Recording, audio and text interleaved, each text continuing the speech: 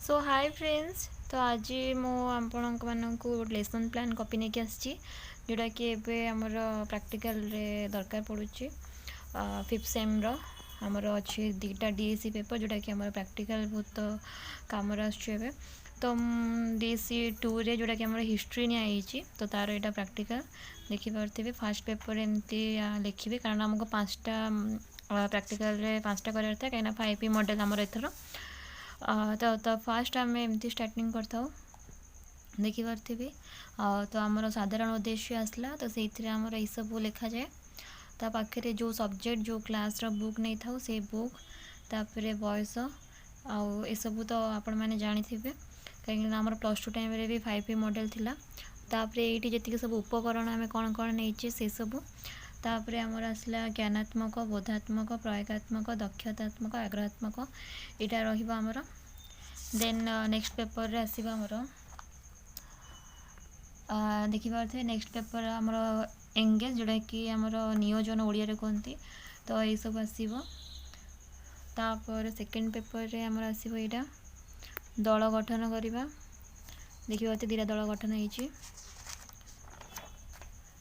तापर आसला हमर द्वितीय जोटा कि द्वितीय सोपान हमर होची अनुसंधान तो देखि पारथिबे एटा होची गोटे।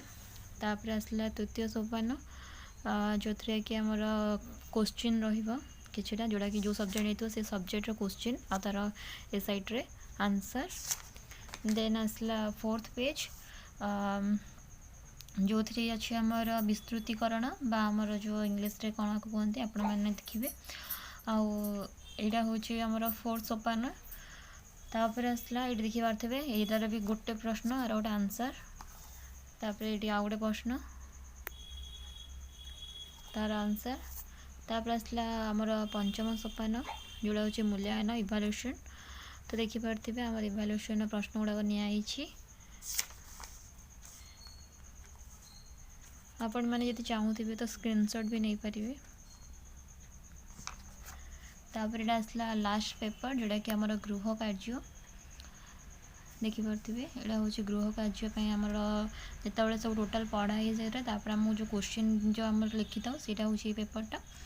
तो आमर देखी पारे पाँचटा मुझे बतैली जोटा कि आमर 5टा सोपान अच्छे तो 5P मॉडल जो कहती।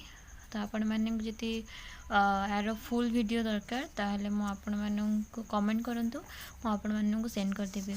आउ जदि आपण मानू ओडिया दरकार ताहले आपण माने कमेंट करंतु। आ जदि मो चैनल भल लागिला तो लाइक शेयर सब्सक्राइब।